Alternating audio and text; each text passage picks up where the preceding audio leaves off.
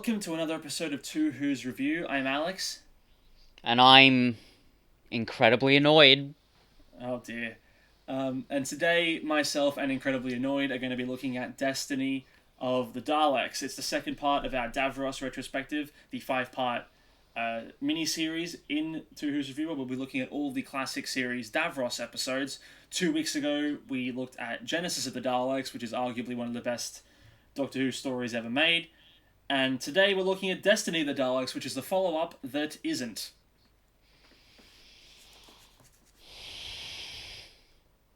Anyway, so uh this is So, bad. well, a quick peek behind the curtain for the audience, real quick.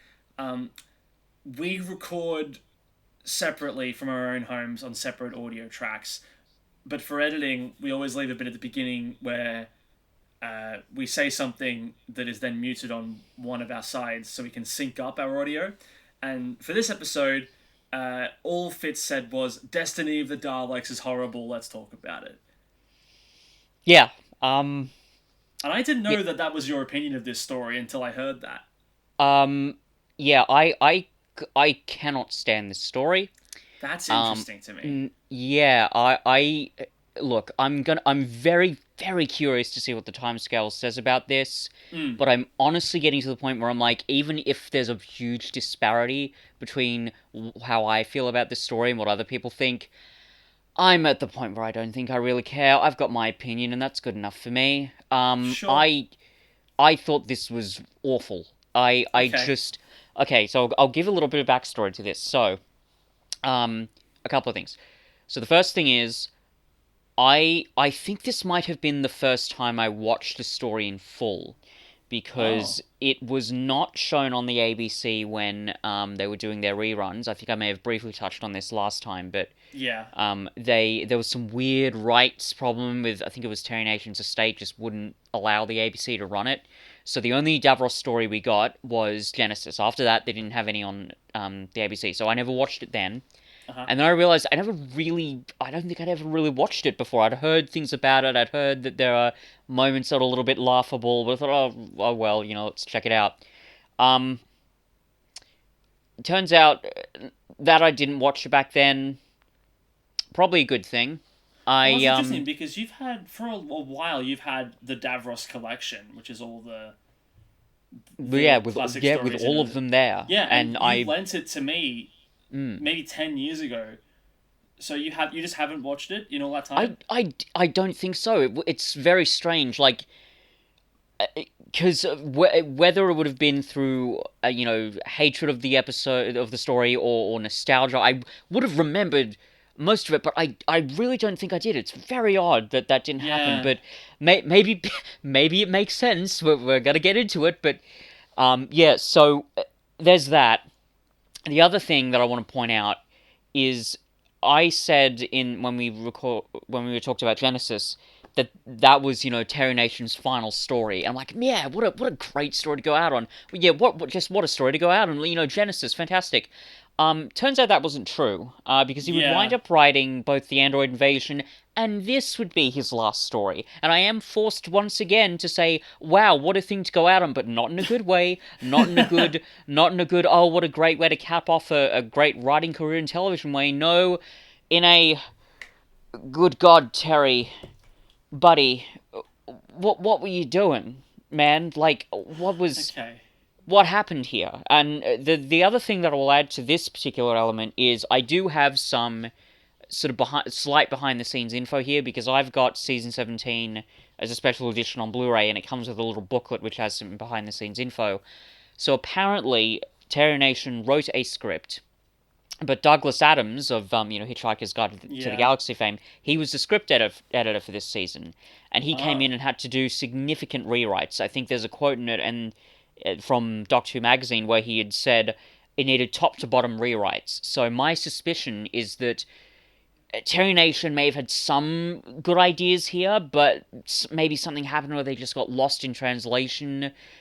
You can kind of tell, because there's weird comedic bits in this story that don't seem to track with a lot of, I think, Terry Nation's writing, because especially if you compare it to Genesis, which is a pretty serious and really dark story, Yeah. it is kind of at odds with it. So, like, the bits where the opening where Romana's trying on, new physical forms as if they were clothes, and the weird sort of back and forth she has with the We'll Doctor, and get to then that one.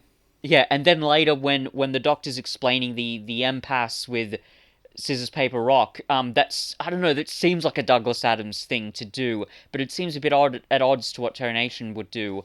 But the unfortunate part is, for me, those are like the best parts of the story, Yeah. because the rest of it just seems to be some sort of, again, muddle, lost in translation thing where there were some ideas, but they were just getting bogged down in I don't even know. So anyway, so that's one part of it.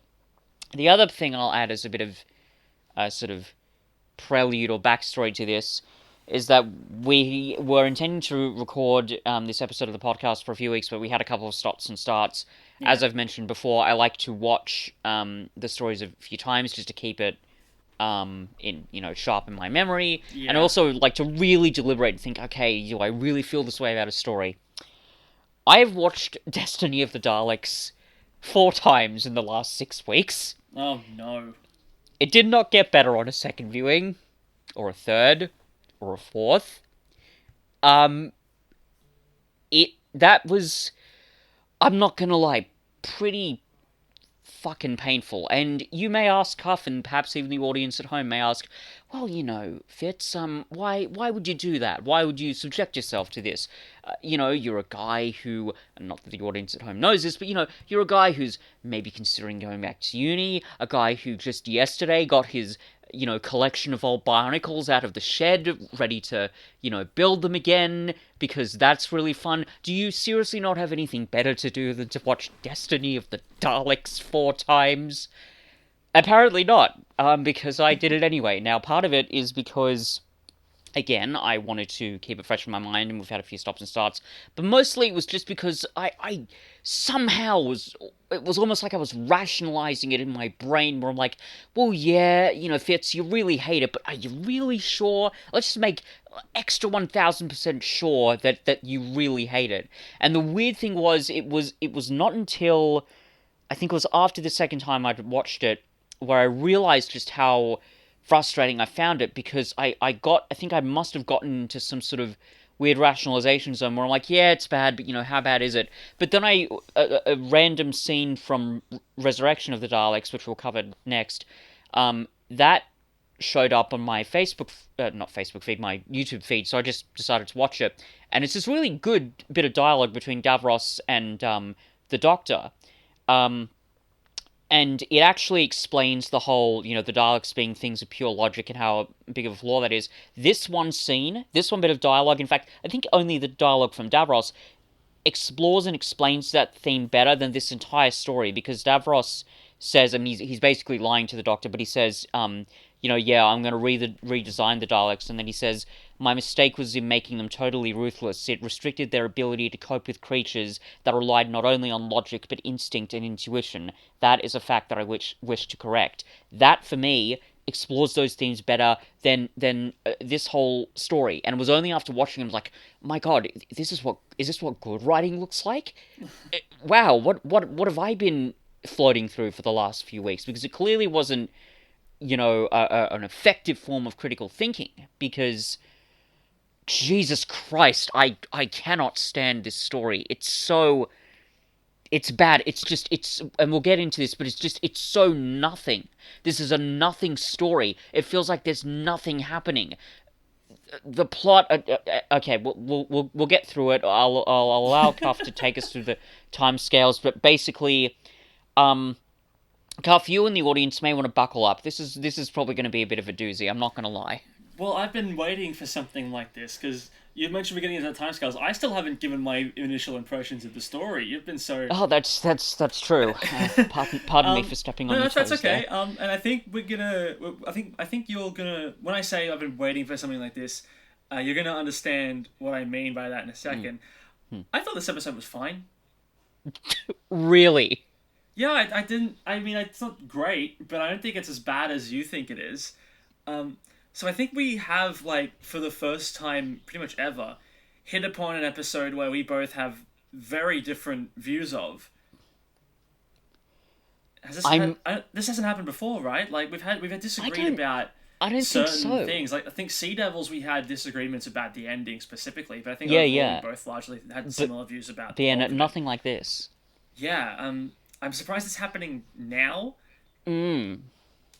If you asked me when would this happen, I would have said maybe a Matt Smith story more than likely, Mm. not necessarily a Tom Baker story, not Or Destiny a of the Davros Daleks, story for or that a matter. Davros story. Yeah, your favorite Doctor and your favorite villain, right? Like, I'm currently wearing my minimalist Davros shirt that Mum got me for Christmas. So there you are. okay, Doesn't well really there we go. doesn't really seem Um, fitting because we're talking about yeah, this story. But anyway. no, I see a lot of the flaws in the episode. Mm. Like, it's not perfect. It's not even maybe. It's probably not even a really good Dalek story. I thought that the interactions between Davros and the Doctor was solid. Um, it's not a bad showing for Romana in her first adventure in this new form. It raises some interesting ideas. It doesn't really execute them very well, but I mean, Mm. if at the very least we'll get to this, but my view was this isn't a great episode, but it brings Davros back into the show after he had apparently been killed, so it's a necessary evil that this episode exists in order to get us to that point. If this episode existing means that Davros can become more of a figure in the show, then it can't be that bad. But clearly you think opposite, so we'll just go into the timescales and see how this discussion affects both of our opinions of this episode. Yeah, we'll see how it goes. And look, maybe it is possible there's positives I'm not thinking of here. I'm certainly willing to be proven wrong. There's a part of me that's kind of hoping that because it's a Davros story and I'm biased, I guess. But I have a feeling I'm probably not going to be swayed. But anyway, we'll get into it. So Oh yeah. no, like I'm almost certain that your opinion will muddy mine as we go into the episode. Because again, I'm just watching it going, yes, it's okay. It's Mm, not terrible, but maybe it is. So you might want to uh, you asked me in the audience to buckle in. I'm mm. gonna request that you buckle in for this because Okay, this sure. episode, out of go ahead, Yeah. No, sorry. I'm preparing you're myself. bracing yourself Yep. because out of 132 votes, this has an average rating of 6.5. No. That was No. so fast. You know what? There was a part of me that was sort of anticipating this. I actually said to myself, "Holy shit! What if like the timescales gives this like a 6 or something? What the fuck are you gonna do then?" No. This is Okay. not a 6. Um. No, I can't. God, this is no, no. Okay, Leisure Hive was a 6. Yeah, Leisure Mhm. Hive was a 6. Yeah, This I is think not a so. 6. This is, and I know, like I say, a 6 because we gave Leisure Hive a 6, but that's what Leisure Hive is. That's not Yeah. what this is. And Well. you know what? There's maybe a fair bit of yelling going to happen today, Cuff. So I'm going to just do you and possibly the audience a favor. Don't mind the weird sound I'm going to make here. I'm just going to move my microphone slightly out of the way, just to Okay. spare you and the audience. No, not a 6. Not Okay. not a Well. 6. Well, now that you've cleared some room on your desk so you can effectively pound your fists in anger as we move forward, I'll also mention that this is the 11th lowest rated Fourth Doctor story. There are 10 stories ranked below this. I'm just going to list them for you from Sure. bottom to top, Hmm. and you can tell me, uh, again, if you've seen it or not, Hmm. but also if you think it's better or worse than Destiny, because some of these you might disagree with. So Hmm. Sure. at the bottom is Underworld.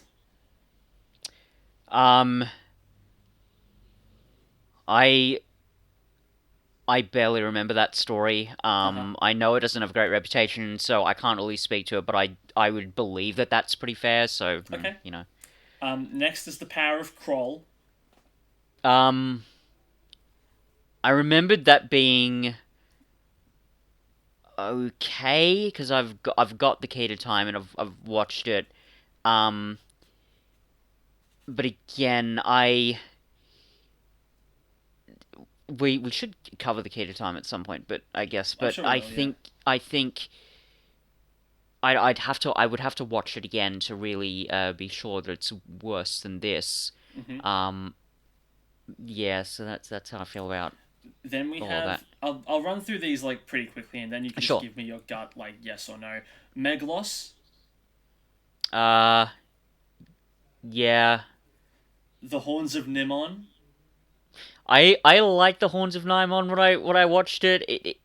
I like the whole mythology thing, but yeah, Okay. even from memory, it's very the villain is like really over the top, and it doesn't really Hmm. come together. So okay, sure.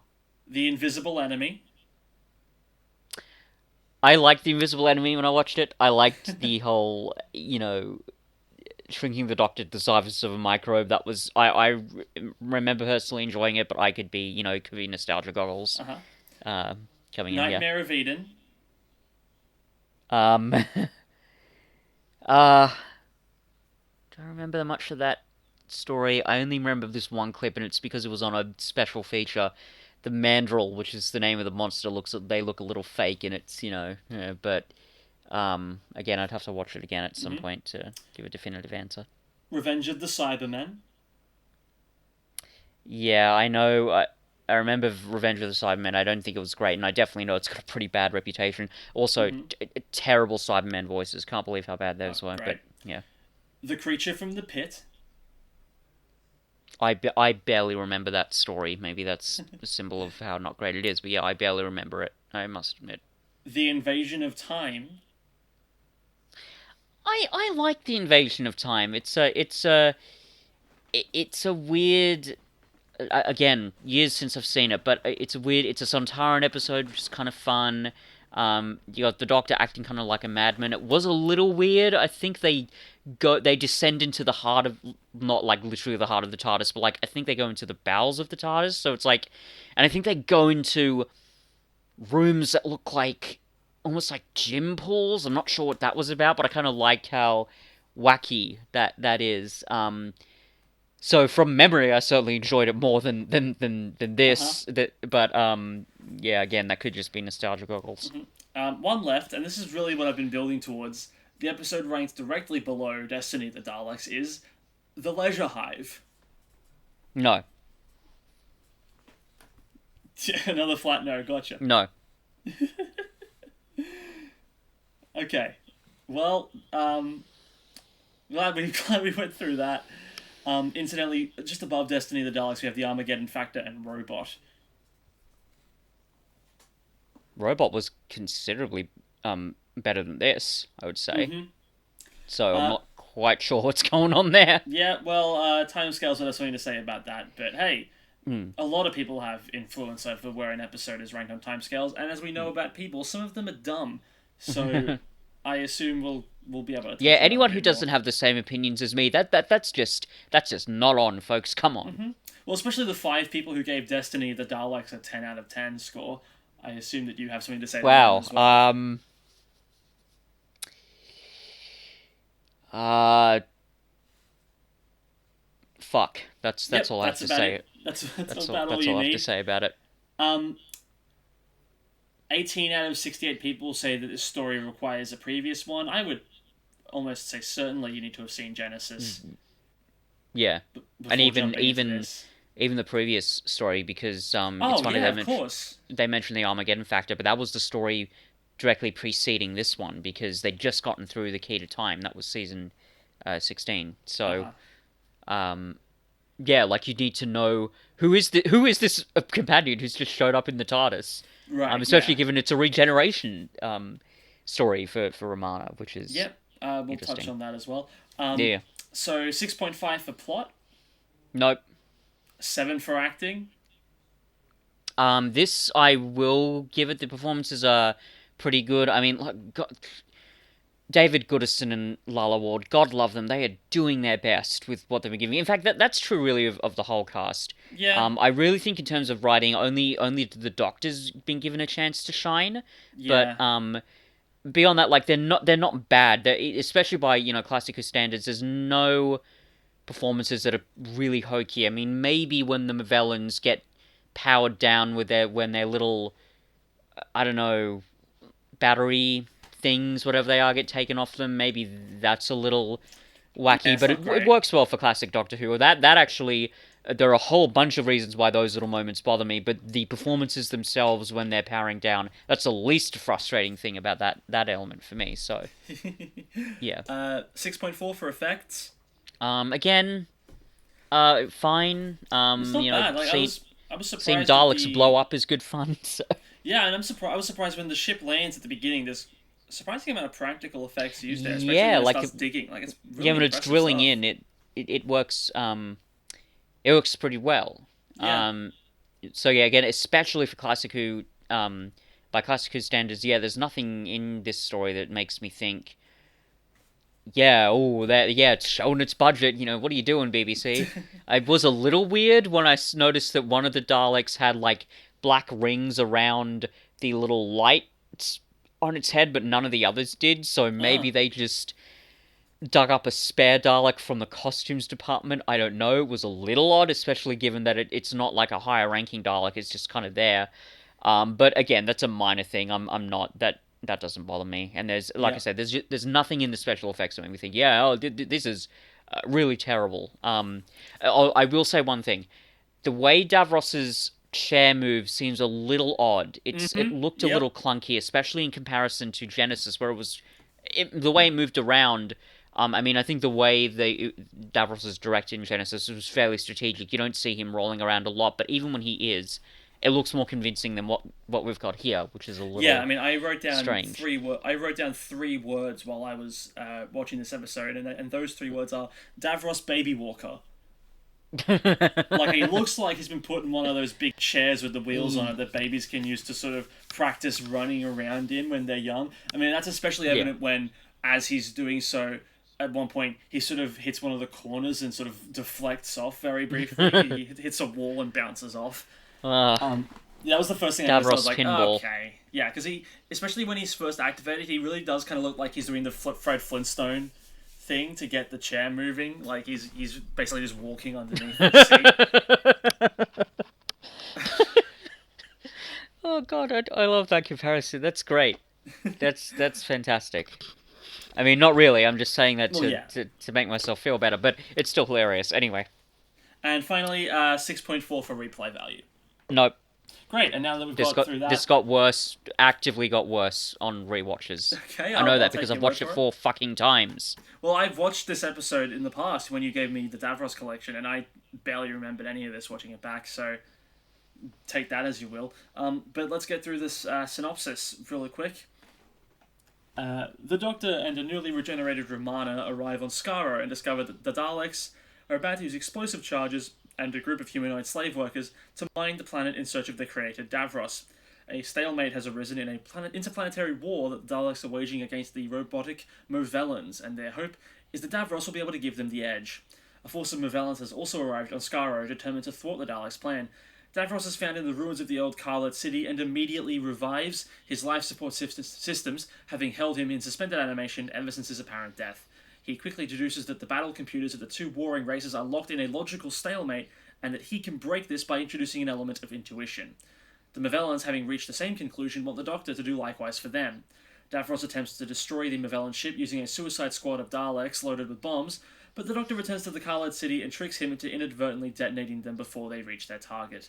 The Movellans are deactivated and Davros is cryogenically frozen on board their ship until the freed slave workers can take him to Earth and ensure that he is put on trial for his crimes.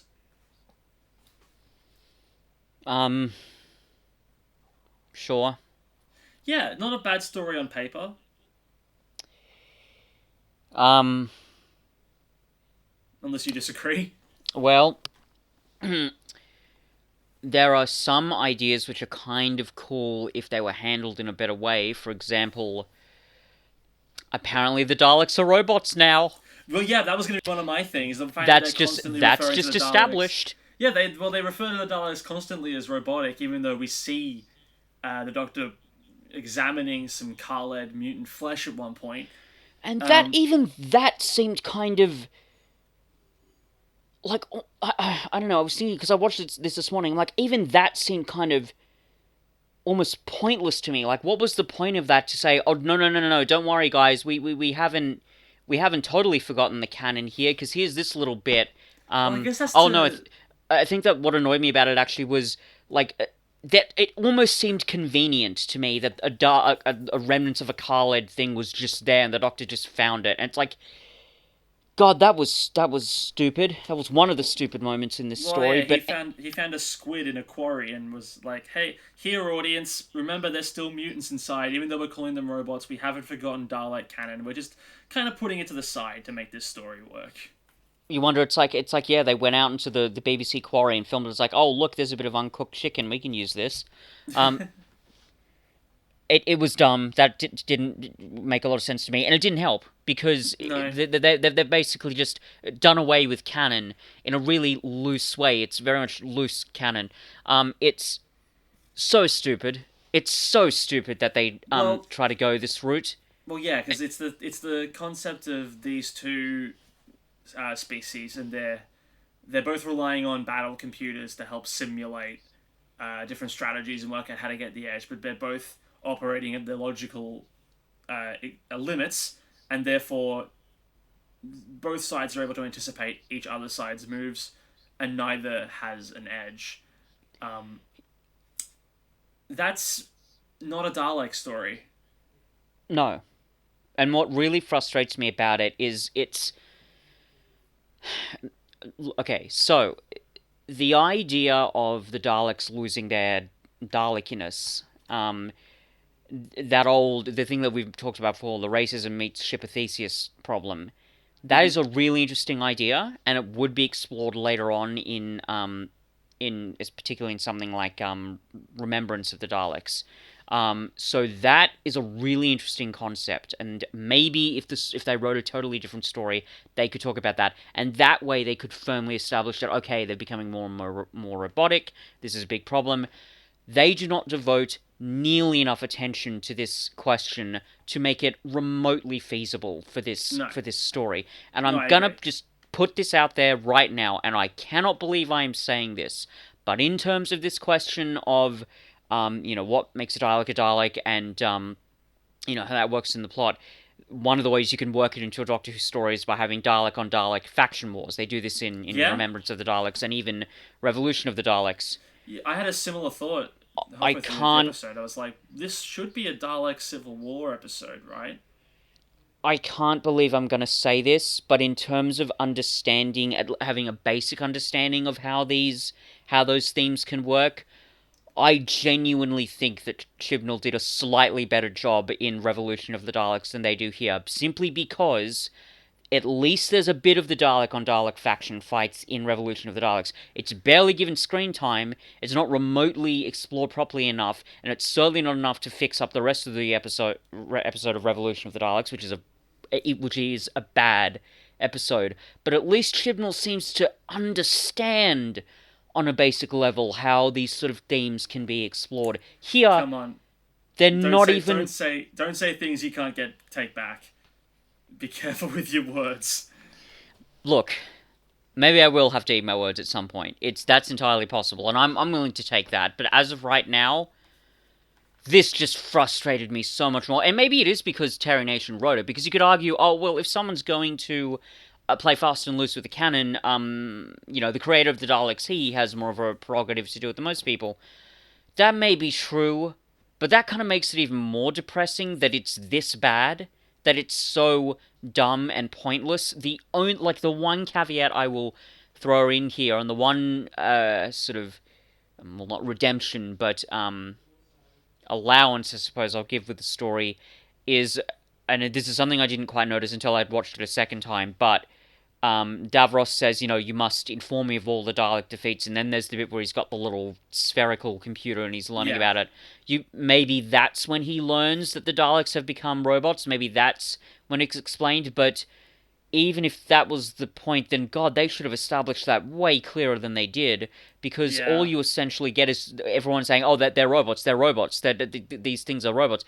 They're not robots. They're not We know this robots. because in the last story, the Doctor says it's not the travel machines that are the problem, Davros, it's the minds of the creatures inside them. Did, did, Yep. did, did they just forget that? Did they just decide to ignore it? I mean, I read in this behind the scenes info that I think they took inspiration from, I think, yeah, it's an Isaac Asimov story. I don't know what story it was, but maybe that's why they went so hard on this thing. But it's so stupid. It's barely explored. What we get is just this confused contradiction to the canon. God forbid this is your first Dalek or Davros story. You wouldn't.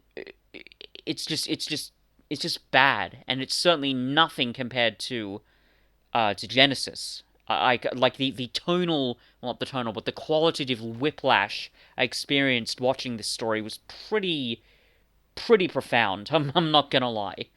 Yeah, I So mean yeah, that it's that bit annoyed the shit out of me. That well, element of the contradiction to the canon. yeah, I mean I So mentioned before that this is kind of a spiritual success at a Genesis. You know, it's back on Skaro. Davros is back in the picture. It but like yeah, I mean if you follow this on directly from Genesis, there's really not any kind of the similar understanding of what makes a Dalek a Dalek. I saw in the timescales someone had written that this episode doesn't really bring up the Daleks' fascist mentality at any yeah, point. And I was thinking, well, no, because they're going after the Mavellans, and I was like, well, they're robots anyway, so that wouldn't really factor in. They're, maybe the Mavellans initiated the war in the first place, so like that's how it the Daleks would figure it's worth their time attacking something that isn't even alive. But yeah, I mean, it's look, I think you're already doing a good job bringing me round to your side because these aren't things that I really considered at any point. For a moment, I thought you were gonna say, "I think this is the worst Dalek story ever," and I was about to go, "Whoa, whoa, whoa, whoa, whoa! Asylum of the Daleks is a thing. We all put that. Don't go too grand here with this yeah, sweeping declaration of hatred for destiny of the Daleks. Don't yeah, forget that Moffat still wrote a Dalek story. yeah, boy. Yeah, that's gonna be exciting, I'm sure. But yeah, but the Well, point is, yeah, you finish your point first. yeah, contradiction to the canon, annoying as shit, completely pointless, horrifically Yeah. handled, and I don't care that Terra Nation wrote it, or did he write it? Maybe Douglas Adams came in and mucked around with it. Still awful. Well, I don't know that because like both Terry Nation and Douglas Adams are competent writers. Yeah, like Like Douglas Adams especially is one of the best that Britain ever produced. yeah, So I'll I be don't. interested to see. I think he wrote. I'm positive he wrote Sharda. It'd be interesting to watch that. And I think did he do City of Death? I may be I wrong don't about know. that. I'm not certain which Which would ones be he did. very funny because that's considered to be like the best, or one of the best Tom Baker stories. So that'd be interesting. Um, But we talk about playing fast and loose with the canon. Romana's regeneration scene at the start of this episode. The implications of that leading back to Time Lord, especially the Doctor's regeneration. Uh, like, how does it work? How is Romana able to do that? Is this a yeah, skill I that think. all Time Lords have? And if so, why doesn't the Doctor do it more often? I Yeah, mean, well, it doesn't really. particularly when she chooses the form that she does, and then regenerates a couple more times, and then goes back to that form. It's like, I mean, wait. So you're saying that a Time Lord can not only control their regeneration, but they can choose to regenerate into a form they've already had? Why don't all Time Lords do this then? it. Yeah, it's very strange because is there some implication in like the Stolen Earth that when the 10th Doctor basically regenerates into himself, is there an implication that he chose to do that, or was it just Oh, in how the Stolen dice Earth, fell? well, in Stolen Earth, it's implied that he sort of like cuts off his regeneration halfway through by siphoning it into the similar genetic material. Like that's why that regeneration doesn't go all the way through because he stops the process after healing himself and then doesn't follow on with it because he has his hand nearby. Like it's not implied that he chose his new form. It's just like, okay, I've healed myself. Now stop the regeneration. Quick, quick, quick, quick, quick. Okay, there we go. Yeah. Okay, that makes a bit more sense. But yes, it doesn't really track. No. I even read in the old book, which I still wish I had, called Doctor Who: The Legend. I think they even say that there's actually no real explanation as to even why Romana the character regenerated. I know why they Oh, there replaced her isn't. with the actress. Sorry. I was going to ask about that. Was there any, there wasn't like some sort of cliffhanger at the end of the previous episode where Romana had been killed and the Doctor took her No, into the TARDIS and then I don't think there regeneration happened. was. I They think just there's. like I don't. they just halfway through like they finished the season and then they went, okay, you're fired, actress. We're getting this other actor from this other episode in to replace you because we quite like her. I read up a bit. I think what's her name? Mary Tam, I think is her name, but the woman who played the first Romana, I think like her contract was up and she didn't want to return for another season, but she just suggested Lalla Ward because she had played another character in the Armageddon Factor. She played this princess, which is why the Doctor mistakes Yeah, Romana for the princess character. And that's the thing that would be done with the Doctor later on. yeah. When Fifth Colin Baker Doctor, left, yeah, Colin Baker and Capaldi. you mean McCoy? So sorry. Oh no, sorry. I thought you were talking Yeah. about actors being replaced like in between seasons because that happened with Colin No, Baker and well, Sylvester yeah, McCoy. but no, the them regenerating to characters we've already, Yeah, the physical form of characters we've already and seen. also it also happened with David Tennant. Like, not like the Doctor is now David Tennant again, having been David Tennant in the Oh, of past. course. 10th and So 14th Doctors. yeah, so it's a bit of a weird situation, and it is kind of contradictory because I'm pretty sure the Seventh Doctor even says it is basically like a lottery. You don't Mm. know what form you're gonna take. Maybe you could argue that's just the way his regeneration works specifically, but well, the Doctor's the timeless child, so who knows how it works? But Well, yeah, Christ. Um, but but but like I yeah, don't even it know is if a it bit is because like confusing. we've seen other Time Lords regenerate, and it really is like they don't really seem to have much control over Mm. how they do it. So the And fact that like except for second Doctor into third Doctor at the end well of the even War that Games, where the was Time well Lords even choose well that's for him. different than the person regenerating having some kind of you know control over Mm. Mm. how they do it and when they do it. So it just kind of sounds like from the dialogue I got at the start of the episode, I was really confused. It's like, okay, did Romana just decide to regenerate? You only have a certain number of those. Like, don't be Mm. too frivolous with them. Yeah. Um. Yeah. We'll hopefully be able to cover the Armageddon factor to find out. But yes, it's a bit strange. Yeah, I mean, I was Um. just like, I was scratching my. 'Cause I knew that the scene existed. I'd seen it before, and I was just Mm. like, kind of like, well, like, how does this doesn't make any sense with Mm. everything with how we know regeneration is meant to work. Mm. Like basically everything about that scene contradicts it. Yeah. The sad part is that scene they were some of the one of the most enjoyable scenes in the whole story for me because there's a weird kind of comedic back and forth between the Doctor and the Romana, and it's you get all the weird different costumes, and that's kind of fun. Again, it feels like a Douglas Adams sort of a moment. Yeah, So that was kind of enjoyable. One of the few bits in this story that I did enjoy, but anyway. I mean, I also quite like that. This is the second Tom Baker story that we've reviewed for the Mm. podcast. Well, no, we've reviewed. It's specifically the second Tom Baker story with Romana, Mm. and I like the fact that in both of them, K9 is taken out of commission right at the start. Oh yeah. It's like did they just not want to use K9 in the like Tom Baker Actually, era? yeah, kind of, because I think the BBC had approached Terry Nation to write the script because he'd been busy working on Blake's Seven, which is another BBC sci-fi property. He'd Yeah, been doing that for several years, so they approached him to write it.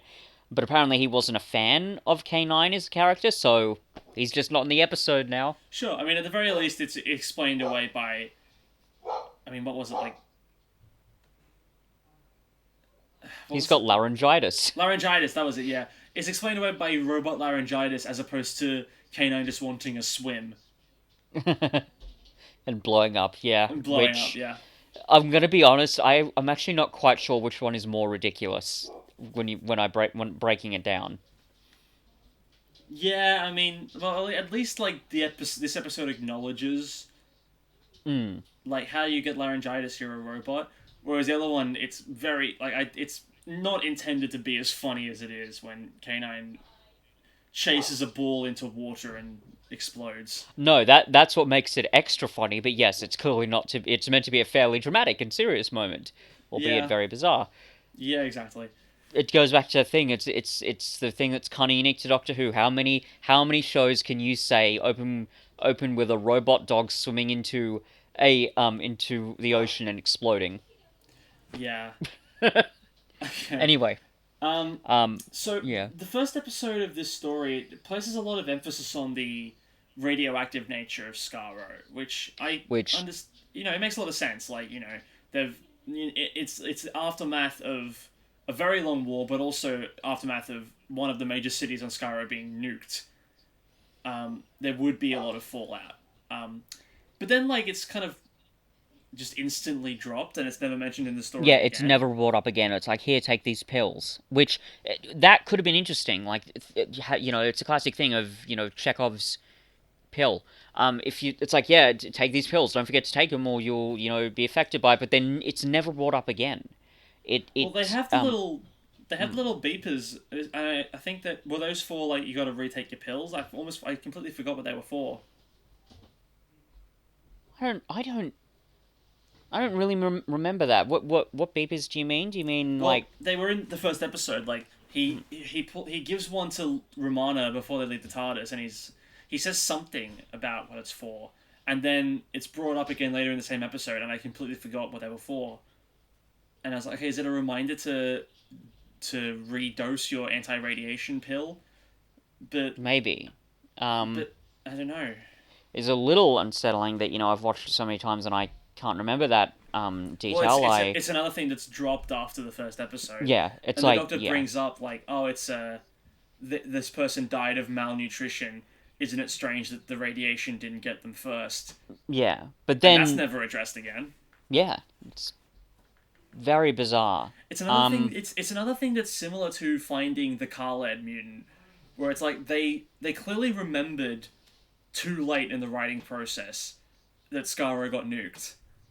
and so they're And so they're like, retroactively okay, we'll just bring it, we'll throw it in so we acknowledge that it happened, but then we won't update the rest of the story to, function alongside it. Same thing yeah, with the Daleks being robots thing. and yeah, and I think this goes to what I think is the biggest issue with this story. Um, I really think it's the plot. So, I said this is a nothing story, and I Yeah. still stand by that. I feel like there's here's the weird thing. I don't know if I'd say it's like full on boring. I didn't find myself sitting there yawning at the TV, but it is such a nothing story. I feel like there's nothing happening, and what I mean by that is that, like, there's obviously literal things happening, but none of it is gelling together. They're just like a series of interconnected incidents that aren't really adding up, like, at all. Like, Mm. for example, this is a really small one, but it's relevant, I think. Yeah. When the Doctor and Romana are having that conversation about the different compositions of the rocks that they're finding, Oh yeah. why was that there? I don't know. Beyond a bit of funny little bit of banter, which again I enjoyed it more than the rest of the story, but completely pointless, because even if it's meant to lead them to finding the remnants of the city, The they city. could Yeah. just find the city. They They could could just found just the city. stumble Yeah. across it. They could just materialize inside it for all we know. Well, it's also But implying that they would never have been able to find the city if they didn't follow the trail of concrete like Hansel and Gretel in the forest, but which I is just don't think stupid. it just doesn't fit in. Like, the city's there, they would probably be able to see it, and it just doesn't compute. It doesn't Yeah. do anything. I feel like, I don't know. Maybe you can. Maybe there's stuff in this that I'm not realizing, but there's just so many moments that I just don't feel are necessary. Like, the way I would describe it is there is so much padding in Yeah. in this story that it's astonishing. Well, There are especially so early in many. the story. Oh, here's the thing. I want to say that's true, but I think even afterwards, there are so many moments that look like they're being deliberately dragged on. that don't need to be. Like, so, for example, a lot of the dialogue, especially Davros and the Daleks' dialogue, is either repetitive Oh yeah. or pointless, or it's they've got weird pauses. There's that one moment where Davros is explaining to the Daleks their plan, which even if in itself at the time seemed a little redundant, but then there is, honest to God, a 5 second pause, and then Davros just says, "Carry out your orders." Why was that dragged on so long? That is completely pointless to me. Or another Uh-huh. great example, and even I think Nicholas Briggs pointed out how weird this was in the Dalek tapes. The first time we see a Dalek, and it tells Romana to do not move like 8 times. Yeah. Here's the thing: I went back over the timestamps to check to see, how that scene's directed and the dialogue in it. She doesn't have a chance to move anywhere. She's been Yeah. backed into a small corner. Where is she going to move to, Dalek? Are you telling me that the fact that you're robots means that you can't even think, like, even logically at this point, which also contradicts what you're trying to establish with the story? Please explain that to me. Well, This doesn't make any sense. let's not forget that they also chose to jump scare Romana by crashing through one of their own walls to surprise her. Like, peekaboo, it's a Dalek. Scene after scene is just mindless repetition of things that weren't even that impressive the first time they said them. The bit where they're interrogating Romana, I said that there are some fun bits between her and the Doctor, but those are the only good bits that she's given with her writing. The reason why I said Lalla Ward is trying her best is because the other scenes are her just kidnapped by the Daleks, acting like sort of a scared sort of damsel in distress. Nothing particularly interesting. It kind of contradicts who she was, I think, in the Key to Time, because I'm pretty sure she's deliberately sent. I think either the White Guardian or the Time Lords deliberately sent her to the Doctor to help him. They're like, oh yeah, you're not going to be able to do this on your own. So she clearly should have the adventuring chops to do this, but no, she's just kind of there as this, it's like a damsel in distress, acting all terrified with the Daleks, and it's just frustrating. And if they're trying to re-establish the Daleks as, the super scary monster they are doing an abysmal job of doing that, because the dialogue is so repetitive, because they're so mind-numbingly stupid, and because their interactions with really every character, but I think especially Davros, are so dumb. I cannot be forced to take these Daleks seriously. In fact, I'm going to call this now. I could take the Daleks more seriously in the chase than I could here, and here's why. Careful. I know how big that is, but here's why. In the chase, they are obviously meant to, like, they're comedic, yeah, like they're a joke. Yeah. They're not. You're not meant to take them seriously, but purely because of that, purely because there's a level of irony there that the comedy, certainly I think, is kind of deliberate. Like we talked about the Dalek that, clearly hadn't memorized his lines. If that had been like a one-time thing, I would have gone, oh yeah, that's actually pretty not good. But because it happens multiple times in the story, I'm convinced that's a deliberate moment of comedy, and that certainly tracks with the stuff that I read about the story in the TARDIS wiki, that Yeah. it was a deliberate thing. So purely because of that, because there's a bit of irony, and because the chase is so batshit insane, and it's so deliberately so, I can take them more seriously there than I can here. Here, there's none of that. There's no effort put into this. It's so clear that the writers were trying to do a typical Doctor Who story and just failing across the board. And I'm now going to use this to segue into like a broader issue I have with the whole story in generally, but especially with the plot. So I have to backtrack a bit, and I have to bring some anecdotes here, but I promise it all fits in, Yeah, it go all for it. ties together. So, I have said on this podcast before, I'm completely comfortable with a story that has, a minimal story where the plot is not the most important thing. And when I mean that, I don't just mean something that's a bit more character focused, or with the story like it's there but it's not super important. No, I mean not just with Doctor Who, but outside of Doctor Who. I'm comfortable with stories where the plot barely exists. For example, Yeah, same. I recently watched a film called Skinamarink, which I know it's a lot of people have mixed feelings about it. A lot of people think it's pretentious and dumb, and they're frustrated with the fact that it barely has a story, which is true.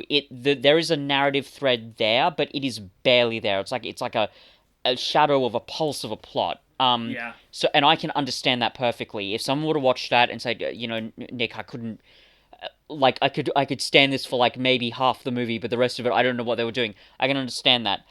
I loved it. I thought it was.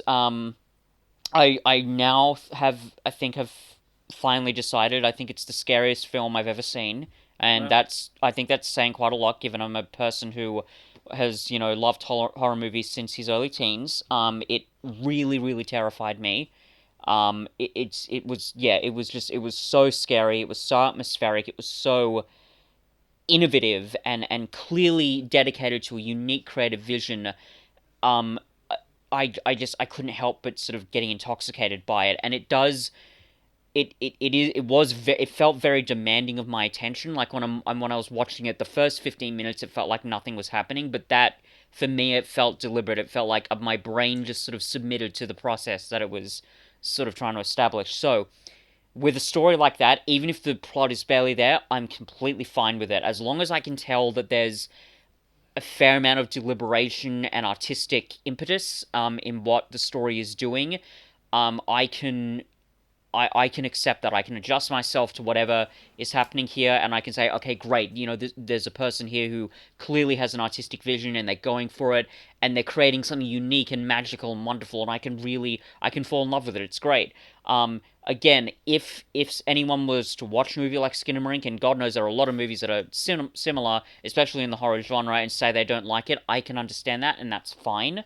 But for me, those are the magic moments. I who thought there was nothing in, sort of in cinema, and certainly not in horror cinema, that could really, again, profoundly scare me. I cannot emphasize enough how much of a 100-minute anxiety attack that movie was.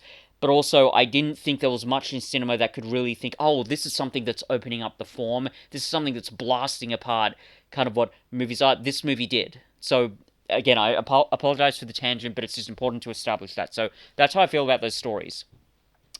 Um, this is not Skinamarink. This is not Jan Dillman, 23 Commerce Keaton, Eddie Brussels, which is another strange film. Um, this is Doctor Who. Doctor Who, one, has a fairly established formula. You know what you're getting into. You know that this is meant to be a fairly, sort of Aristotelian story where the plot is the most important thing. It can't even get that right. And here's the thing. You could argue, oh, but Fitz, what about other Doctor Who stories that do weird things and take risks with the plot? What about Ghostlight? What about, Heaven Sent? What about those stories? Well, the problem there is, yes, those stories are doing things that are a little bit different. And again, if you watch either of those stories, mainly more Ghostlight than Heaven Sent, but if you watch them and you don't like them, all right, fine, I can accept that, and that makes sense. Ghostlight, for example, I am a little bit biased in saying this because I know a little bit about the behind the scenes story about it. I think I saw it was either a commentary or a featurette, but anyway, something that had basically said that the plot of Ghostlight, it is a bit hard to understand, but it's deliberately so. It's deliberately vague. It's weirdly complicated. It's hard to string it all together. It's still very entertaining and compelling, but the plot, it seems kind of muddy. But I think that is deliberate, and I suspect partly it's because that story wants you to focus more on atmosphere and theme, like a lot of horror stories, which makes sense because it's called Ghostlight. Um, it does a little bit fly in the face with what Doctor Who is, and it even arguably highlights the tension between sci-fi and horror, because sci-fi, for the most part, I interpret it, at least, is a genre where you want to get answers. It's using fantastic ideas but explaining them with scientific means, whereas horror is, you're not meant to get a lot of answers. It's about ambiguity. This is why a movie like Alien, for example, is as great as it is, because it sort of marries those two things. Anyway, so that's Ghostlight. And Heaven Sent, look, whatever my criticisms of Moffat are, I've heard that described as a masterpiece. Yeah, It is. I'm happy to cop that. It's a great episode. I watched it, I don't think last year, maybe the year before, and I thought, yeah, actually, this is really special. This is great, and it's obviously doing something different. It's just the Doctor by himself. The structure is very interesting and strange. The fact that he's on there for a long time, and they have a lot of really wonderful, interesting bits of editing with the repetitions. It's just, it's great. But in those cases, in all of the cases I've just mentioned, again, I really think even if you don't know the behind the scenes story of them, you can tell that this is deliberate. You can tell this is considered and that they're trying to do something new and weird and innovative. Jesus Christ, that is not what's happening here. It is abundantly apparent to me that they were trying to tell a typical Doctor Who story and just failing across the board. Plot is terrible. Nothing really strings together. Characterizations are garbage. It's just terrible and awful. The contradictions to the canon are completely pointless. And overall, the package I get is just wretched. It is a Yeah. wretched Doctor Who story. So, anyway, I wasn't sure where I was going to cram in that rant, but I'm glad I got over it now. So anyway, we can continue. Yeah, well, not to backtrack, but Mm, um, earlier you were talking about this not being a fantastic Romana showing because mm, largely what she does is get trapped and stuff. I don't think that's a fair assessment of her role in this story. mm, Like she does do a lot of stuff. She does a lot of mm-hmm, job work with the Doctor analyzing stuff. She comes up mm-hmm, with she manages to feign death by lowering her mm, heart mm-hmm, rate. She's able mm-hmm, to win a final encounter with the head Mavellan to stop the mm-hmm. planet from getting incinerated. She does a lot more than just be captured, but Yeah. No, yeah, would admit that. I think for me, it was more those moments in isolation that really bothered me. sure, yeah. No, I get And that. also, it's also in the context of like it's great that she's doing these other things, but again, most of the scenes in the plot, I feel like they just don't add up. So it's great Yeah, that yeah. Romana's doing this stuff, but it doesn't because the plot itself is so sloppy. It doesn't feel like it should feel. It doesn't have that kind of impact that I want. It's not like when we see, Sarah Jane doing some snooping in some Third Doctor stories. It's just it just seems like a weird, and it's not just with Romano. It's with most of the characters. It's just like a gallivant across Skaro doing stuff. I don't even when the Doctor gets trapped. Like in terms of the overall plot, and maybe I'm missing something here, Cuff. But why exactly did that have to happen? Like, Did what have to I happen? know it's when he gets kidnapped by the Mavellans and it's to separate Romana and the Doctor, but like, you know what I mean? Like, I feel like that could have been handled in a way better, more effective way. Could they not Sorry, have what just could have? met the Mavellans? Oh, sorry, what? Oh, what are you talking about? Oh, when at the start when the Doctor and Romana are separated. Yeah, and with the rock falls on him, and like, yeah, could they not have just met the Mavellans, I or mean, I could think it's have? largely to uh, it's to set up the Daleks being there. It's to because like you need someone. Do you though? Because Yeah, like I was about to say you need someone inside the Dalek camp initially to be like, okay, so to like, oh, it's the Daleks, but but also to be like, okay, so they're trying to dig for something. What could it be? That's why they've got the human slaves to sort mm, sift through the rubble. mm, But a lot of it is largely informed to the Doctor by the Mavellans anyway. yeah, it doesn't seem to have a purpose. Also, this is maybe a smaller thing, but like the bit where it's like Romana says something like, "Oh, this block saved you from being flattened," and I was a bit confused there. I'm like, "Wait, isn't the block the thing that's falling on top of him?" I think And there if was a that's different one. true, Yeah, why? Like, I get that he's a Time Lord and maybe he's using some sort of timey wimey magic, but surely that would have crushed him to death. Like he's I think there just was a lying there I think there was a casually stone reading or up. something that was slightly out of frame in most shots that had also sort of propped up the rock Well, so that if it wasn't on him entirely. But it's not great cinematography. exactly. Well, if that's the case, they didn't make that very clear, which you could argue maybe that does have a bit more to do with the direction. But either way, the final product is still not particularly good in that sense. They don't make it clear enough, and they don't because that wasn't established properly. I found it difficult to quite understand the stakes. I'm like, well, Yeah, if he's going to get crushed, how quick does Romana need to be? And if there's something propping him up, does that give her a bit more time? Is there time for her to do this weird little banter she's got with him? And but then like when the villains find him, he's okay, and he's also got time to read a book. Like none of it just gels together. Do you know what I mean? Like they're Sure. just throwing all these ideas in there and just kind of seeing what sticks. And again, not in a good way, not in the chase way, but in a way that's so poorly considered that none of it is just sticking together. It's just And we can agree that the Movellans are one of the suckiest robot races that have ever been put oh into yeah, Doctor Who, oh right? god, Like I don't know, I like they're being like propped up as like on par with the Daleks in terms of their destructive capability, and maybe they are, but like any robot that has its power cell out on like external, where and it can be and easily ripped off and uh, you know basically shut off the robot immediately. Not to mention quite easily tampered with to get them to switch allegiances. They can't be a very good robot. incidentally, I've watched this story 4 times and I'm still a little bit confused about that. I don't like the whole that they've got this sort of power thing on them. Did they establish that properly? I don't think they Not really certainly not. They didn't. did. They certainly didn't establish it before it gets ripped off of one of them. But I think they Exactly, do. like They it. do mention at some point that about the fact that they are power batteries or like some kind of energy source that's powering them. But that doesn't get mentioned very Yeah, early on. it's again, and it's for me.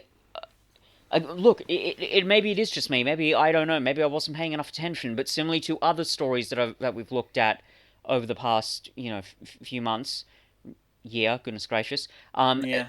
Yeah, I I honestly don't think it is. Again, if they wanted to establish that, they should have been doing it way more clearly than what they're doing here. It's just, oh, power bars taken away. Oh no, help! We're getting batteried or something. I don't even. It's like, yeah, our batteries are external. Take away the batteries. Down we go. It's not remotely established clearly enough to make it work. So it comes out of nowhere. It's weird and it's just frustrating. It's like, okay, guess we're doing this now. Yeah. It and it just overall for me, it's another symbol of why I think the writing on this story is so sloppy. Yeah. Um, I think you swayed me. yeah, it like none of it is just there's nothing. Like I said, here's the way I describe this story. It feels like little bits of comedic dialogue that I kind of like, on top of kind of okay characterization of the Doctor. He's one of the strongest parts in this Yeah. story. No. Like He's rather good in this. Yeah. yeah, like he's funny. He's being his own Doctor himself, and he's like the bit where he's sort of ransoming Davros for the Yeah. captured slaves. That Yeah. that That's good. works well. Like for the character itself. That's all right, but it's that on top of again sort of funny comedic moments that are kind of okay in isolation, on top of blatant and pointless contradiction to the canon. That on top of horrific characterizations of Davros and the Daleks, and that we are going to get into that by the way, because that's a whole other thing. On top of nothing, on top of more nothing, on top of even more nothing. Again, this is such a nothing story. There's nothing that's coming together. There's no emotional payoffs. There's the whole scene where the Doctor's got Davros with the bomb and he's bargaining the Daleks for the captured slaves that they're killing. Cuff, these are these are the Dalek slaves who are about to be killed. I should be feeling really, really emotional about this. Please Yeah. explain to me why I feel like I didn't care about any of those characters, Well, we didn't know including any of them. yeah, even including the Daleks and Davros. The characterizations in this story seem so poor and so surface level. I just do not give a shit about any of these characters. I I will just say I do like that they don't like. It's a different a tactic to using hostages. Like normally it would be like, okay, Doctor, you better let Davros go, or we'll start killing people. They just start killing them immediately and let the Doctor uh, just decide when he's ready uh, to capitulate. Like they don't hold a yeah hostage at gunpoint and go, "We'll kill him, Doctor. We'll do it." They just do it, like because they're Daleks. That's yeah probably the only good moment of Dalek characterization in the whole story. yeah, which is true because it actually it means that it is like a genuine Mexican standoff, as the Doctor says, because he knows like the threat is real, because they've you know already killed somebody. But even like other little bits, like so he leaves. He's got the remote detonation thing with the sonic screwdriver, but then Davros just says, "Okay, kill them anyway." I feel like the Doctor should have anticipated that. Did he not think Well, I that the think he did, Daleks would but have? like, well, by that point they had already started getting that, and they weren't going to dawdle. They were going to rush. So it's more like Davros was sending the Daleks after the hostages that were already escaping, and Yeah, we yeah, see I we guess see so. like basically all of them manage to escape Yeah, later on that because they yeah, leave the that's true. charging Yeah, into the because they're in the Bellons. okay. That I'll give to it. Again, I think they should have maybe made that a bit clearer. But all right, I'll cop to that. That's Yeah, fair enough. but also like Um, to add on to my theory from last week about how the Doctor decides to treat like villains and that, if they've got the capacity for growth and that he's more willing to be more lenient. Here, Davros clearly doesn't, and the Doctor is more than willing to activate a remote bomb that would reasonably have killed Davros and several yeah. Daleks. But that's more of the kind of it's a nice consistent part of his mentality. So he's willing to go there, but only when there is no like chance No of way out. growth. Yeah, Yeah. sure. Yeah. So yeah, a lot of these moments they just don't fit together. I don't Yeah. think. There are other small, a couple of small things I do want to focus on before we move on. So, one, when the explanation as to how Davros survived being shot by a Dalek at point blank range, I hope this doesn't sound like a contradiction, but here's the thing: I can believe his travel machine having a built-in kill switch for all the reasons we discussed in Genesis. Yeah. I find it very difficult to believe that he just has these magical backup circuits in his travel machine that switch in immediately Um. after he gets shot by a Dalek gun that he designed. Like I mean, I look, I can't. don't. I don't necessarily think that is a contradiction. Mhm. My thinking with that is like he's got the kill switches, and they would presumably override the backup life support, and I presume that those are the only things that he designed to do so. I don't think he would have considered like for me it's less about what would in my mind like the second life support system is working all the time, and it's the kill switches that he specifically engineered to bypass them. I don't think he even would have put the time into thinking that he would have been shot by one of his own creations, so he wouldn't have put in that override for his backup life support. That's my mentality surrounding it. Um, Yeah, but but you go on. yeah, but it just feels like yeah, again, especially for all the thematic reasons, like him having a built-in kill switch, I can just believe that. They're obviously taking a bit of risk, but like him just saying the secondary backup life support system switched in immediately, it's like, oh, okay, okay, I sure. mean, look, for me, It's it's right about as believable as Cassandra having a second piece of skin to put her eyes and brain into. Like for me, they're about on par with each other, and it's like, okay, yeah, I can reason that. uh, yeah, I guess so. I mean, especially yeah, because you wonder how did they salvage Cassandra's brain? So maybe I don't know it because this moment definitely frustrated me more than that revelation about Cassandra. But yeah, perhaps Well, maybe you that's may be because correct you on were that. already not really coming into episode 3 of this And story that with a good mindset surrounding it. yeah, that's also true. Also, maybe I'm misremembering it here. This is a very small bit, but does the Doctor say like I saw you blasted at point blank range? Did that happen in Genesis? Was he there when He Davros got he shot? he definitely wasn't there, and he almost Yeah, certainly didn't see it happen. So that yeah, confused me as well. yeah. I was gonna say yeah. Again, just a bit of contradiction to the canon, which is just annoying.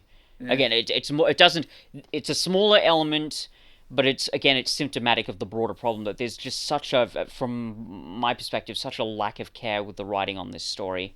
Yeah. It's just, yeah, just so sloppy. And this brings us to the other major element of the story that absolutely drives me up the wall. I cannot stand the characterizations of both the Daleks and Davros in the story. As I said, God forbid this is your first Davros or Dalek story, because it is so bad. The Daleks are like ranting. I don't even know what. They're just ranting little children or something. They just say the same thing over and over. There's no Yeah. sense of threat to them when they're killing their captured prisoners. Again, I don't feel any. I feel barely any sense of threat or urgency there. They're just rolling around doing dumb shit, blowing up and saying the same things over and over again. No room for nuance. No room for interesting thematic explorations at all. They're just kind of there. And again, I can take them more seriously in the chase because at least there's that level of irony, and I can say, oh, this is kind of funny. Oh, a dumb Dalek who doesn't know his lines. That's kind of weird and funny, but again, you can tell that that's kind of deliberate. Here, again, it's so clear that they're just trying to do the bare minimum with the Daleks. It's like, oh, Dalek there, they'll say exterminate. Again, the amount of times that they have either weird pauses that don't make sense or dialogue that's just repeated again and again and again shows how much padding is in this story. There's Yeah. just so much of it across the board. Again, the introduction where they tell Romana to do not move 8 times. What was the point of all that? And I'm sure there are plenty of other examples that's like, oh, we obey. The enemies are here, they're here. Yes, the enemies are here. It's so bad. And Davros himself, Jesus Christ. There's a line in Resurrection, which again we'll get to, but the Doctor says of Davros, he's like a deranged child, all this talk of killing, revenge, and destruction. That line in that story, I think, is meant to be at least semi-ironic, because Davros kind of tries to sort of prove the Doctor wrong a little bit in that story, so that works in context. He does, don't get me wrong, Davros does get into this sort of childish mentality of saying, yeah, I will create a new race of Daleks. They will be even more deadly. So that definitely does happen. But again, there's more room for nuance in that story because there's Uh-huh. good bits of dialogue and there's good conflicts, and the bits of dialogue that are a bit obtuse are in context with other good bits of dialogue. Here, there's none of that. It's Mm-hmm. just all awful. It's just Davros saying, yes, I will equip them with new weaponry. A weaponry so massive that all matter of life will succumb to its power. And it's like, where is the nuances they were exploring in Genesis? Where's the rationalizations? Where's the belief that Davros is doing a good thing? It's like, no, I'm just the supervillain. I'm just a cartoonish supervillain that's gonna kill everybody, and the Daleks gonna be super evil, and I'm just gonna again repeat myself over and over with these really stupid pieces of dialogue, or it's like, yeah, no, we're just gonna we'll just make the gun bigger. It's like, again, it's childish. It's like Uh-huh. him just sitting there saying, the Daleks are the bad guy. I'm gonna get the big gun to make them the bigger bad guy, and pow pow pow. It is horrific. It's horrific going from the amazing, thematic explorations of Genesis of the Daleks to this, to Davros just doing he's doing something. Can't quite Yeah. tell you what it is, but he's there and he's saying stuff. Yeah, look, But it's hard for me to argue this point really because I didn't mind his characterization. I think it's like especially when he learns there's a supreme Dalek and he goes, no, that's not the point of the yes, that is Daleks. a title I will refute most vigorously. Like, it's Yeah. again, and he just keeps talking about power and destruction and bigger weapons, and it's so redundant and stupid. And it goes back to something that you mentioned about Chibnall with his characterizations. It's all surface The level. prop Yes, exactly. The problem is it's not so much what the dialogue is in itself and how dumb it is. What it symbolizes. It symbolizes the fact that these characters are not being written on anything other than a surface level. There's no room for nuance. There's no room for interesting detail or contradictions. It's just, cartoonish supervillain all day long. The Yeah. only rationalization I can think of to explain why Davros is like this is maybe him being in suspended animation. I assume that's what he's in for so long Yeah. has driven him mad, but that's barely established. The only line that really addresses that is when the doctor says, "Oh, I can see the years of hypersleep haven't cured your megalomania," um, and that's it. That's basically it. There's that one bit where like the doctor's like, "Oh, you just misquoted Napoleon," and I remember seeing that scene in like documentaries about Dalek stories and thinking, "Oh, that's kind of fun. Maybe that'll be fun to watch in the context of the rest of the story." Nope. It's mildly interesting, but it's barely more interesting than anything else we get here. Um, so yeah, the characterizations are horrific. Also, as I said, not to mention the fact, do not give a shit about any of those side characters, and I should. Okay, I should be feeling, the emotional resonance about the fact that the Daleks have captured all of these people from all these different, diverse species Civilizations, yeah. and civilizations and forced them to be slaves. That could be really interesting. They could have done something great with that. Barely even, barely even address it. They say that that's what's happened, but nothing happens. And it's also really frustrating that those characters are. I mean, I'm not sure if I'd say they're like full blown dehumanized, but they're not really humanized all that much. You don't get any Not really. backstory of them. And the problem is, because the plot here is so sloppy and pointless and dumb, you could have gotten rid of most of it and made room for those characterizations and made Yeah. room for the thematic explorations of what makes a Dalek and, oh, if they're becoming robots, what does that mean? But nope, we just get this dumb story where one little weird thing happens after the other and none of it adds up. It's just again, it is a nothing story. And to see it happen with my favorite, mass villain being the Daleks and my favorite villain overall is pretty gutting. I'm not gonna lie. It's fucktastically bad. Could you quantify how fucktastically bad it is? A bajillion. Out of 10. Okay, so that's your highest rated episode yet. Oh, right. Oh, no, sorry, that's what you meant. Okay. Um, I mean, yeah, are we going to skip right to rankings, or is this I mean, something I don't else you think want there's to talk much more about? to talk about, right? Like, we've basically covered all of it. I think so. I mean, yeah. I mean, I'll I'm certainly su- say that I don't agree with my thoughts at the beginning of the episode anymore. Like, now that mm, you've laid them all out and mm. really spelled out everything that you don't like about the episode, I found myself going, oh, yeah. Oh, yeah, it's It. true. Like, it's the first episode. This block of recording that we're doing is the first in a while. We had a bit of a break after the Christmas recordings that we did, and like I don't know, maybe my analytic sense is dulled a bit because I barely picked up on any of this when I was watching it this morning. Um, but yeah, it's just, and I wonder if it goes back to the thing that we've sort of talked about before, where I think there's a part of me that sort of deliberately wants to be harsher with classic Who than I may be with Revival Who, simply because again I'm so conscious of my nostalgia goggles. I want to make sure I'm not strapping them on too tight. I want to make sure that if there are flaws here, that I'm being honest about them. But even I think by those standards, I mean I suspect by those standards, I could be wrong, but I think Yeah, even by those standards, this is fucking awful. This is just this. Okay, I'll say this. This is by far one of the worst stories that we've covered in the podcast so far. It might even be the worst, and here's why. Even in stories that we've covered so far that we both haven't liked, Legend of the Sea Devils, Attack of the Cybermen, Boomtown.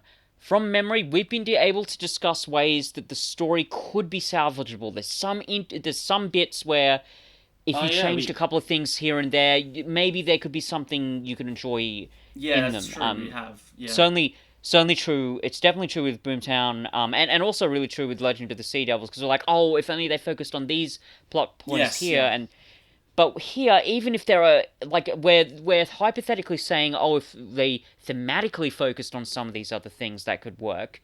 But Well, the way that you that wouldn't. salvage this episode is you No, don't it make it a Dalek story. no. It wouldn't salvage the episode a lot.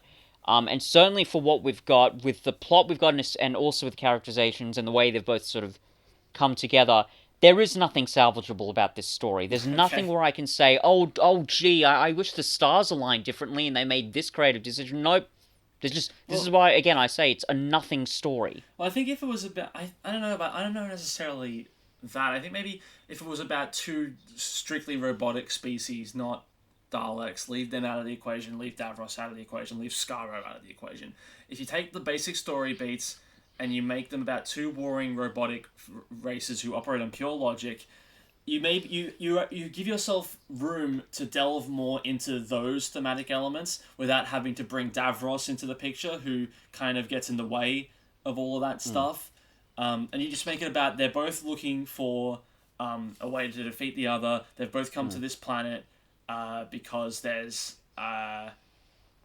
something there that they want, and one side gets it, the other side is like, oh, the doctor will work fine enough as a substitution. They're both trying to work out how to integrate an intuition chip into their logical circuits. And you're able to have a lot of these similar conversations. You can use the rock paper scissors analogy that genuinely works really well for explaining the situation, and it's an effective use of That's one of the few moments I actually liked in this story. yeah, it's an effective use of explaining a very complex scientific concept through something that is basically universally applied to basically anyone who would be watching this. We've all heard of rock paper scissors. You're able to keep that stuff in. You can keep basically a lot. You can keep a lot of how the resolution wraps up. You'll have to change a bit so that the Movellans aren't pure trash. I think that the basic story outline of this and some of the thematic stuff that is brought up, I think, is salvageable, but it would have to be so stripped bare of everything else and so it would restructured have to be so that it would changed be so radically. yeah, it would be unrecognizable from what this From what currently we've got. is, to the point where it might as well not be salvageable. I think that's maybe the point you were more getting at. You have to change so much about the story that it might as well just be a new story.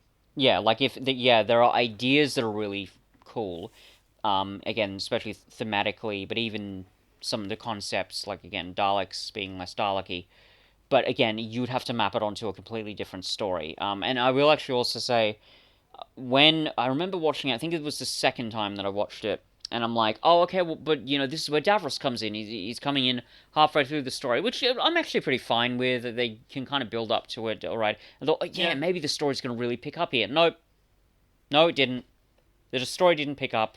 It was just as poorly paced, still as poorly cobbled together as it was in the first two episodes. And overall, it was just really disappointing. How are you going to rank this?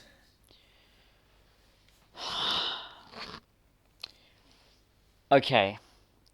It is what I'm about to say. It is possible I made my words here. It is possible that I may backtrack on this. I don't know. And I said to myself, even before we started this podcast, I'm like, Nick, are you really gonna do this? Are you really gonna make this decision? I think I am. I'm gonna give this story a 1. Wow. I shit you not. This is a 1 for me. There's nowhere to go but lower. And the only reason I'm going to give it 1 is because of those small comedic moments that made me laugh and that kind of sort of fit in with the plot. Everything else, every promise this story kind of made or could have made, it did not deliver on a single one. This is not a 6. This is a 1. And, fuck, man.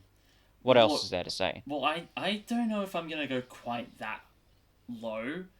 I'm conscious of the fact that I gave Legend of the Sea Devils a 3. And I think that episode, in discussing it, made me angrier than discussing this one did. But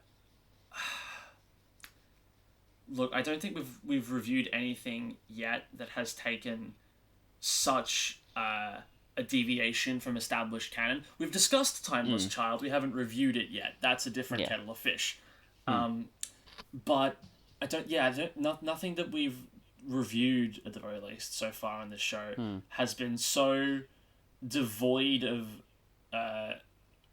historical understanding of the show from literally the first scene to the last, Hmm. as this one is. Hmm. I was bored throughout a lot of episode one. There was Mm-hmm. stuff that came up at the start of the episode that I completely forgot about by the end of that episode. Mm-hmm. When the Daleks show up, it's sort of, I don't think any of the cliffhangers in this are necessarily that bad. I think this episode did a fine job with the cliffhangers and where it Yeah, chose we've to put we've them. seen worse cliffhangers. Certainly We have, yeah, cliffhangers that stick out more. So yeah, and at the very least, the places that they chose to put the cliffhangers are logical places to put the cliffhangers. yeah, There have been a lot of like times in Classic Who where we've gone, why is the cliffhanger there? If you just waited yeah, a minute, that would have been a better place to put it. yeah. It's like Um, appearance of the Daleks and then appearance of Appearance of Davros. That Davros, and yeah. yeah, and then also we have like Romana's about to be incinerated in a tube. Mm-hmm. That's a fair enough place Yeah. to put a cliffhanger as well. Yeah. I don't. I think I'm gonna go two. I'm gonna give this a two, just because I think Sure. I found slightly more enjoyment from the Davros scenes than you did. I think Mm-hmm. I liked Romana and the Doctor's interactions in this story. I think this is a better Romana story than Leisure Hive. I'll say that much because Leisure Hive doesn't really do much in that one. Mm. Maybe I'm misremembering Leisure Hive though. It's been a while. Mm. But yeah, there's really not a lot of merit to this story. Again, like it's a necessary evil to get Davros back in the picture because otherwise, That's true. I think without this story, he would not have shown up again. He wouldn't have been. A Remembrance would have been very different. Resurrection would have been very different. His appearances in Revival Who wouldn't have happened. Mm-hmm. So I think for that reason alone, I don't think I'm going to give it the one. Mm-hmm. I will say I do agree with that, and I hadn't thought about that issue quite as much. I'm still going to give it a one, but I'm like putting that element of Davros needing to come back along with the stuff that I liked about this episode into that one, if that makes sense. Yeah, sure. Yeah. My question is, do you reckon there's anything that's going to get a 0 from you? We'll wait. Do you think We'll that's wait ever until likely to happen? we'll wait until we get to Stephen Moffat. Well, that's when, incidentally, yeah. yeah. Well, no, and in all seriousness, and God knows, we do not have enough time for this. We'll get to it when we get to it. But I had a thought. I finally figured out why I hate Moffat Sarah so much, and it is a fairly personal reason. It's about what I perceive as his I think like almost intellectual dishonesty about the reality of life in general. I mean, it's a really broad thing, and we'll get into it. But Yeah, it sounds very... it's that emphasized, but underscored by his sentimentality. I think that Sure. is what really drives me up the wall about his stories. But anyway, we'll get into that. So it's possible there'll be a 0 in future. Who knows? But Yeah. yeah. Okay, well, that's another discussion in the books.